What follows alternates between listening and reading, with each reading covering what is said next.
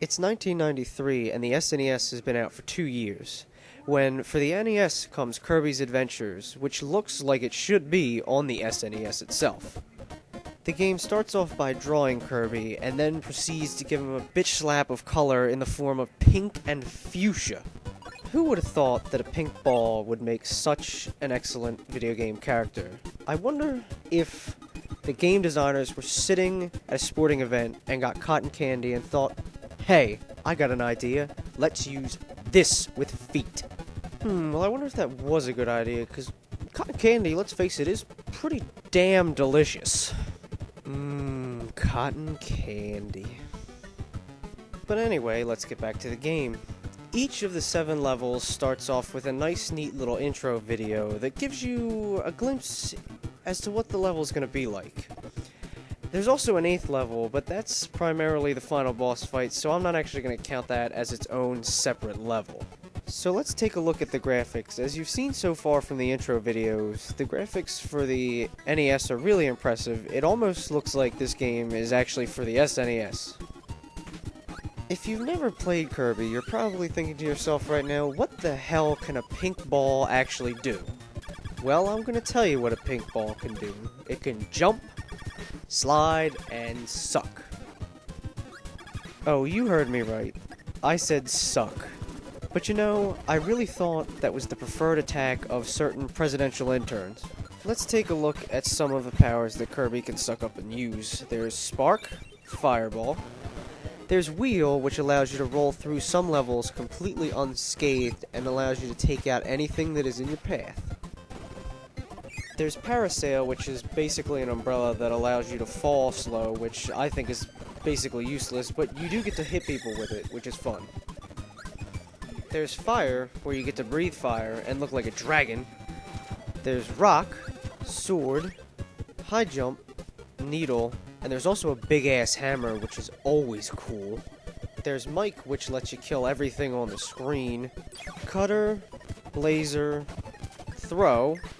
There's Light, which you use in only, I think, 2 levels probably throughout the whole game, which just lights up the entire screen and allows you to see better. Ball, which just allows you to bounce higher.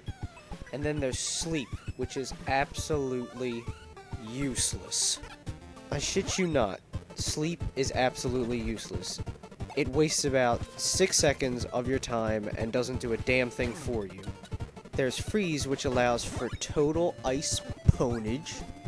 And then there was UFO, which I think was everybody's favorite power, but you would lose it at the end of the level that you were in, which was not cool because killing things with a UFO was the shit. Let's take a look at the controls of Kirby. The controls in Kirby aren't bad, but there are a few times where there's a couple of glitches that can really screw you up and maybe cause you to die. And as we all know, dying is a bad thing, so having a control scheme that causes death is not usually a really good idea, but Kirby does it anyway. These control problems only come up on occasion, so you don't notice them throughout most of the game, and they're not really that much of a problem. But the one problem I have is with these damn orange flying things that act like homing missiles and can find you anywhere. They follow you even if you leave the screen. Now usually that doesn't happen, but in Kirby it does. You can fly through the whole level, but as long as you're in the same section, that son of a bitch is still gonna come and still hit you. Naturally, at the end of each level in Kirby, as in most games, there's a boss fight. I want to say Kirby kinda steals from Mega Man because each of the bosses that you face has a certain weakness, and there's definitely a power that Kirby has that will take him down in 1 or 2 hits and at least make the job a lot easier for you. For instance, let's take a look at this boss fight at the end of level 3, where you face a sun and a moon, and as you can see, the sword just basically helps you pwn the moon, and if I had been smart enough to keep the sword, I would have been able to pwn the sun, but I didn't, so I had to do it the hard way. Alright, there's King DDD, and Kirby has to kill King DDD, but King DDD isn't a bad guy, he's a good guy, trying to help everybody, but he's the bad guy at the end of level 7, so you gotta fight him for no reason. So what the hell's the point of the game? But that's why you kill King Dedede. Well, you don't really kill him, but you just beat the crap out of him. And then he tries to stop you from shoving the star rod into the fountain of dreams. I think that's what it's called. But the nightmare comes out, which he's been trying to protect everybody from, and that's the point of the game, is to kill the nightmare, which starts off as a giant ball, and you throw stars at it to hurt that, and then it turns into this nightmare, which looks kind of like Count Chocula. And Count Chocula is delicious. This game is about candy. Kirby's cotton candy. The enemy character at the end is Count Chocula.